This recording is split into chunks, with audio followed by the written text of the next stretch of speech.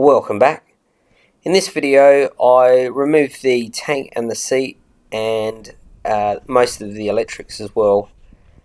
Now if you look at this seat, it's absolutely enormous, and I must say I'm not that keen on the standard XJ650 tank. So just looking at it here, the thing I don't like about it the most is that rear sort of hump it seems to have. So take this one off and see how my new tank fits from the police bike I bought recently.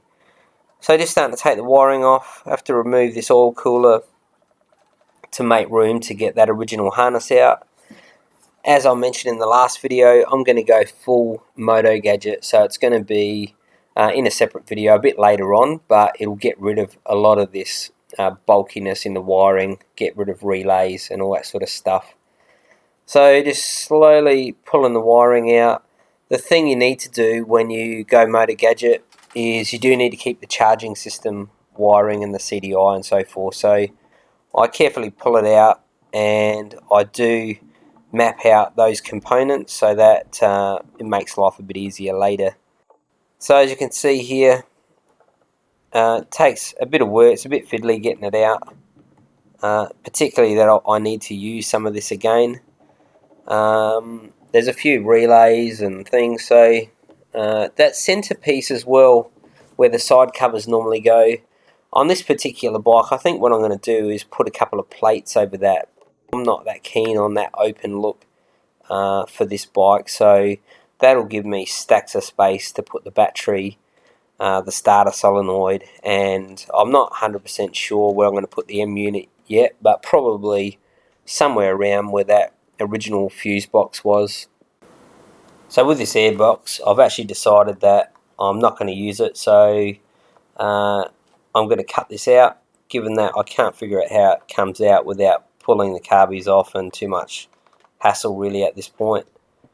So a bit of Stanley knife action, hacksaw, pliers, and it doesn't take too long and I'll get this out the way. At this point I've got the airbox out. You can see how much more room that provides, and I just try to figure out too where I'm going to place the battery. So in the end I decide that I'm going to use the original battery box, and I have to figure out where the M-unit's going to go a bit later. So you can see the space there, stacks of space really, so it's not really a problem. Pull this wiring out, and what I do is I unravel it a little bit because I want to make sure for that Cdi unit that I've got the right cables and don't create too much work for myself down the track. So just slowly work my way through the wiring. The Cdi unit obviously has some connections, power, earth and so forth.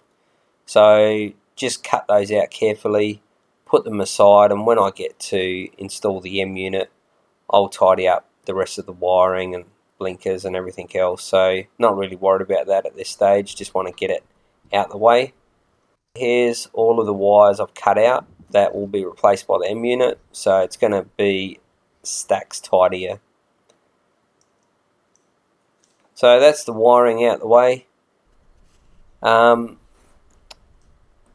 Cdi unit here, you can see from the top view, it sort of sticks out a little bit too far because the standard side covers have a sort of a recess in it. So I need to move them a little bit, probably on the inside, just to get them out the way so I can put a plate over there. And there's a battery box, so I'm going to just stick with the original battery box. No reason to change that. It sits in there. It allows me to put a plate, a side plate, and that should be all good. Now here's a triple tree. Top bracket is, I'm going to paint this.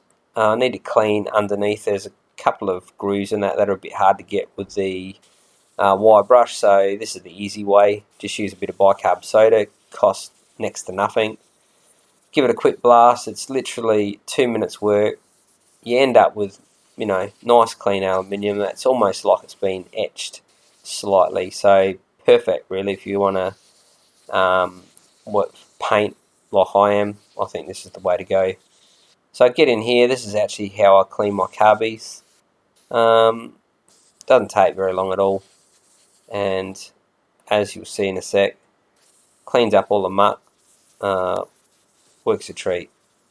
Very happy with that. So a bit later on I'll paint that, and that will be pretty much the front end mainly done. I have to paint this, I have to paint the headlight housing as well. So at this point I am going to fit the new tank. So there's the XJ650 tank. I really don't like that rear sort of bulb on it, or raised section. And here's the tank from the XJ750 police bike that I bought recently. A much nicer tank in my view. It's a bit wider. I think it's about 3 more litres capacity. And the thing I like most about it is that sort of teardrop pattern it has, or shape. And the side view stacks better. It sits a little bit higher than the standard tank as well, which works out well because the front forks are slightly higher that I've installed. And the other good thing about this is just a direct fit onto the XJ650, no change whatsoever.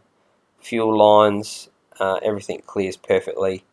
And the other good thing about this tank is it comes standard with a Cdi unit, so I'll be able to hook that up to my Speedo.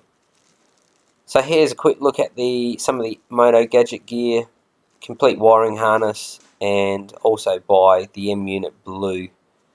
So in the next video I'll do a bit more work on where these are going to be mounted, and we'll start working on the seat. Stay tuned.